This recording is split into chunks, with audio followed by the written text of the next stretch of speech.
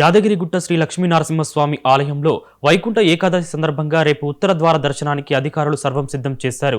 ఉదయం 5:30 నుంచి ఉత్తర ద్వారం నుండి గరుడ వాహనంపై స్వామివారు భక్తులకు దర్శనమిస్తారు. ఉత్తర గోపురం ముందు సెక్టార్ల వారీగా గ్యాలరీలు సిద్ధమయ్యాయి. భక్తులకు ఇబ్బంది తలెత్తకుండా ఏర్పాట్లు చేశారు. ఆలయ ప్రాంగణంలో లైటింగ్, పుష్పాలంకరణ చేశారు. రేపు ఎల్లుండి భక్తులకు ఉత్తర ద్వార దర్శనం ఉంటుంది. యాదగిరిగుట్ట దేవస్థానంలో కూడా ఉత్తర ద్వార దర్శనం ఉదయం 5:30 గంటల నుండి ఉంటుంది.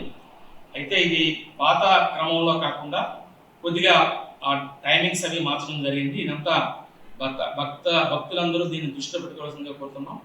ఉదయం నుండి సాయంత్రం వరకు 30వ తేదీ నాడు ఉండడమే కాకుండా 31వ తేదీ నాడు కూడా భక్తుల రద్దీని దృష్టిలో పెట్టుకొని ఎవరికి ఏ రకమైనటువంటి ఇబ్బంది లేకుండా సౌకర్యవంతంగా దర్శనం చేసుకుంటారన్న ఉద్దేశంతో భక్తుల రద్దీని దృష్టిలో పెట్టుకొని 2 రోజుల పాటు ఈ దర్శనాలు కల్పించాలని డిసైడ్ చేయడం జరిగింది. అంటే ఈ దర్శనం చేసుకున్న తర్వాత మెయిన్ ఆలయంలోకి వెళ్ళి శ్రీ స్వామివారిని దర్శించుకుంటారు.